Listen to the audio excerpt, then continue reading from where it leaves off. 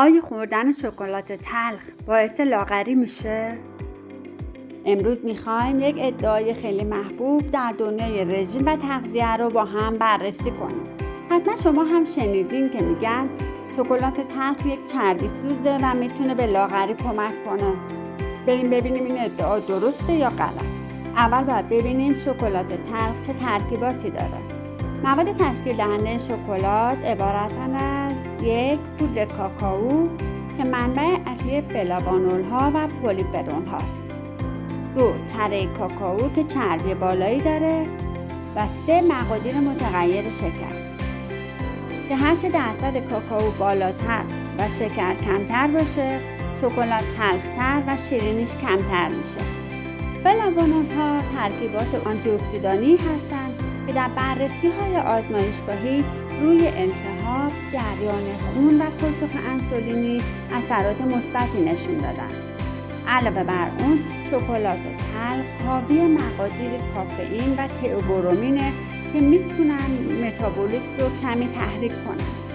نکته مهم اینجاست که شکلات تلخ کالری بالایی داره که بخش بزرگی از اون از کره کاکائو یعنی چربی میاد.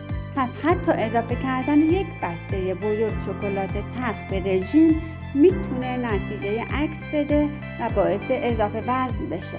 مطالعات سلولی روی حیوانات نشان دادن که فلاوانول های کاکائو میتونن باعث کاهش التهاب و بهبود حساسیت انسولینی بشن و حتی بر متابولیسم چربی هم تا حدودی اثر بذارن.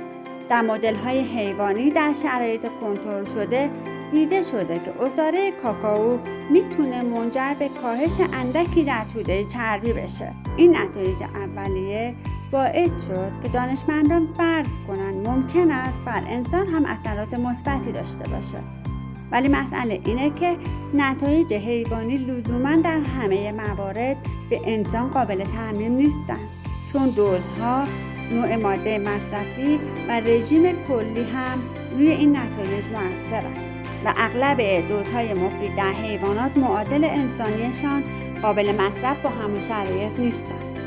مطالعات کنترل شده انسانی و مرورهای سیستماتیک و متاآنالیزهای معتبر نشون میدن که شواهد قوی مبنی بر اثر مستقیم و قابل توجه شکلات تلخ یا مکمل‌های کاکائو بر کاهش وزن وجود نداره.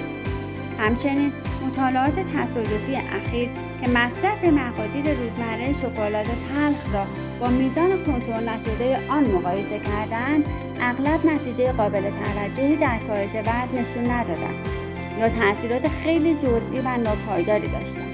برای نمونه در مطالعه‌ای که در سال 2024 انجام شد، مصرف روزانه 10 گرم شکلات 78% را بررسی کردند که نشان داد تأثیر قابل توجهی بر کاهش وزن نداشته است. ولی آیا ممکن است شکلات تلخ به صورت غیر مستقیم به لاغری کمک کنه؟ احتمالا شما هم شنیدین که بعضی افراد میگن با خوردن شکلات تلخ لاغر شدن. واقعا چطوری ممکنه؟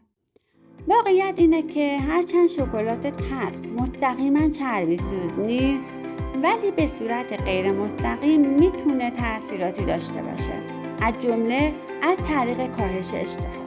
چون تلخی شکلات تلخ ممکنه میل به خوردن تنقلات شیرین رو کم کنه و به عنوان یک جانشین رضایت بخش عمل کنه. اگر این جایگزینی از مصرف شیرینیجات بیشتری جلوگیری کنه، میتونه در طول هفته به کاهش مصرف کالری منجر بشه.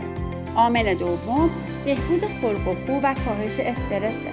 ترکیبات کاکائو میتونن خلق رو بهتر و پرخوری عصبی رو کاهش بدن. کاهش استرس با کاهش کورتیزول میتونه بهبودهای در رفتار تغذیه‌ای ایجاد کنه.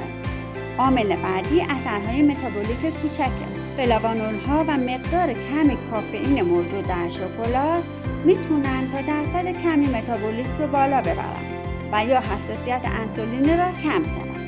اما اینها اثرات کوچکی هستند که به تنهایی برای کاهش وزن کافی نیستن و چربی سوزی چشمگیری اتفاق نمیفته.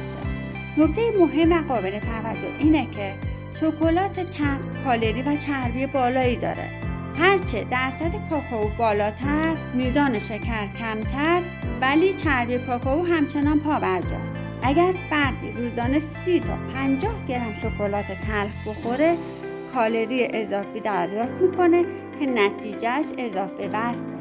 بنابراین برای استفاده از فواید خاصیت لاغری شکلات تلخ باید مصرف محدود و کنترل شده، مثلا 10 تا 20 گرم در روز و از نوع 70% بالا داشته باشید و همزمان با اون رعایت کلی کالری روزانه و رژیم غذایی مدیریت شده و فعالیت بدنی کافی میتونه راه رو برای رسیدن به وزن دلخواه هموارتر کنه.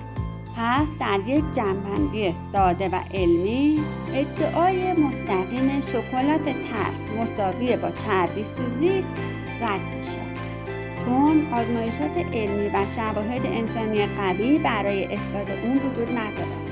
اما در چارچوب یک رژیم کنترل شده ممکنه به طور غیر مستقیم مفید باشه. پس مصرف متناسب این خوشمزه جذاب و هوس‌انگیز خیلی هم خوبه. نوش جونتون. خب دوستان، اگر محتوای این ویدیو رو دوست داشتین و براتون جذاب بود، لطفاً سابسکرایب کنید و اگر موضوعی باعث سردرگمی شما شده، در کامنت برام بنویسید تا درست و غلط بودنش رو با هم بررسی کنیم.